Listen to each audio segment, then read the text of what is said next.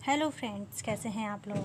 तो आज हम लेकर आए हैं बोगनविलिया की टोपियारी। ये है हमारी बोगनविलिया की हर टोपियारी और इस वीडियो में आप देखेंगे बोगनविलिया की बॉन्साई और उनकी जो कटिंग्स हैं हमें किस तरीके से लगानी चाहिए।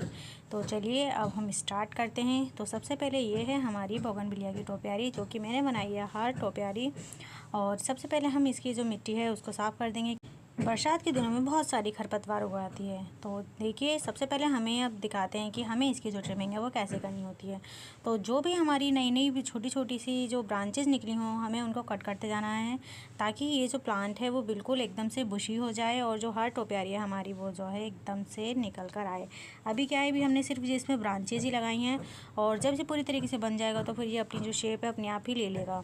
अब ये देखिए यहाँ पे जो हमें सिर्फ किनारे के जो ब्रांचेज हैं उनको रहने देना है, क्योंकि इससे जो अभी जो वायर रह गया है इसको भी हमें कवर करना है और जो छोटी छोटी जितनी भी ब्रांचेज निकल रही हैं उनको हमें हटाते जाना है। और देखिए फिर इसके बाद हम इसको इस तरीके से खड़ा कर देंगे और ये हमारी जो शेप है वो पूरी की पूरी कंप्लीट हो जाएगी। इस तरीके से करने से क्या होगा कि जो इसमें जो फ्लावर्स हैं वो बहुत ज़्यादा से ज़्यादा दिखाई देंगे और जो लीव्स हैं वो कम दिखाई देंगी।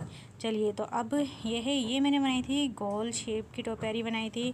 तो अभी मैंने सोचा कि क्यों ना मैं इसकी जो है बॉन्साई बनाऊं, जिससे कि हमें अभी इसको हम कटिंग करेंगे तो कई सारे जो प्लांट्स हैं वो भी मिल जाएंगे और हमारे पास एक टोपियारी तो है ही, तो हमें एक बॉन्साई भी मिल जाएगी। वैसे भी मुझे बॉन्साई और टोपियारी बनाने का काफ़ी ज़्यादा शौक़ है और फिर वो चाहे किसी भी प्लांट की हों। तो अगर आप चाहें जेड प्लांट की टोपियारी बनाने का शौक़ है या बॉन्साई बनाने का शौक़ है या आपको इस तरीके से क्रिएटिव गार्डनिंग करने का इंटरेस्ट है तो आप इस चैनल को लाइक एंड सब्सक्राइब कीजिए। तो ये जो हमने बनाई थी ये मैंने कटिंग से बनाई थी। और देखो कटिंग से हम कोई भी अगर ग्रो करते हैं तो इसमें जो है जो ब्रांचेज होती हैं वो कई सारी निकल कर आती हैं। इसमें भी कई सारी ब्रांचेज निकल कर आएंगी और इसे हम एक एज अ पेड़ का शेप दूंगी मैं।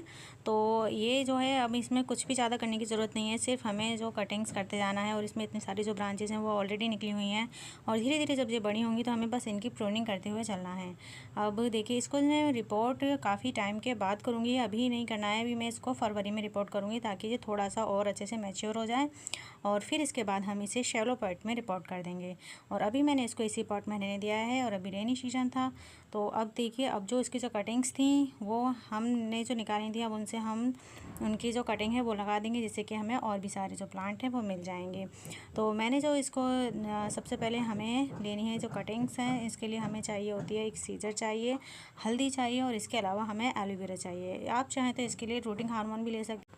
चलिए तो अब हमने जो ब्रांचेज लिए हैं उसमें से सारी जो एक्स्ट्रा जो लीव्स होती हैं उनको कट कर देना है और नीचे से हमें थोड़ा सा तिरछा कट लेना है और फिर इसके बाद हमें सारी जो ब्रांचेज हैं उनको इसी तरीके से हमें कट कर लेना है। और जो बोगनविलिया की जो कटिंग होती हैं उसको ग्रो होने में थोड़ा सा टाइम लगता है और कभी कभी ऐसा भी होता है कि कुछ जो कटिंग्स हैं वो ग्रो नहीं होती हैं।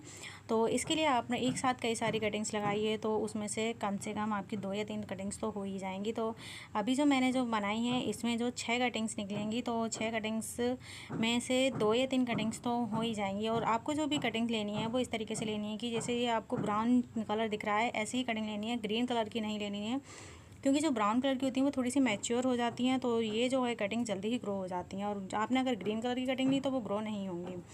तो देखिए इस तरीके से हमने लिया है और इनको हमें नीचे से भी थोड़ा सा छील लेना है ताकि यहाँ से जो है रूट्स हैं वो हमारी निकल कर आएंगी। और ये अभी देखिए रेनी सीज़न हो रहा है, काफ़ी ज़्यादा बरसात हुई है, अभी कल पूरे दिन बारिश रही थी। तो फिर सुबह सुबह ही मैंने ये जो है अपनी बॉन्साई बनाई और इसके अलावा जो कटिंग्स हैं इनको मैंने लगाना स्टार्ट कर दिया है और इनको इस तरीके से हमें छीलते जाना है। और हमें इस चीज़ का ध्यान रखना है कि ये जो है बिल्कुल सीधी ही होनी चाहिए, कि अगर हमने उल्टी लगा दी तो जो कटिंग है वो बिल्कुल भी हमारी नहीं लगेगी। तो इस तरीके से करने के बाद और आपको जो भी सीज़र लें तो उसमें थोड़ा सा एलोवेरा जेल लगा लें ताकि वो जो उसमें जो जंग वगैरह होती है वो हट जाए और आपकी जो कटिंग है वो अच्छे से ग्रो हो। तो हमें एक ऐसे ही कोई पॉट ले लेना है और उसमें जो सॉइल है वो एकदम वेल ड्रेन सॉइल हो, जिससे कि उसमें जो पानी है वो ना रुके।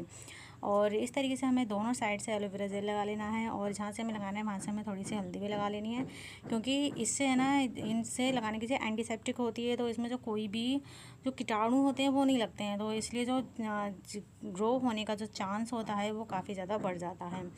और बाकी आपको ये किसी ऐसी जगह पर रखना है जहाँ से ये बिल्कुल भी ना हिले डुले। अगर ऐसा हो कि वो थोड़ा हिल जाती है और अगर आपकी इसमें जो रूट है वो ना हो पाए तो फिर ये जो हमारी कटिंग है वो बिल्कुल भी ग्रो नहीं होगी। तो आपको इसीलिए इस ऐसी जगह रखना है, और स्टार्टिंग में आपको थोड़ा ऐसी जगह रखना है कि वहाँ पे थोड़ा सा सेमी शेड एरिया हो और वहाँ एकदम से धूप ना लगे और ना ही बिल्कुल अंधेरा हो। तो आपको बहुत ज़्यादा ही एक स्टार्टिंग में थोड़ी सी केयर करनी पड़ती है। जो जेड की कटिंग होती है वो तो बहुत इजीली लग जाती हैं, परंतु इसकी जो कटिंग्स लगाने में थोड़ी सी तो हमें केयर करनी ही पड़ती है।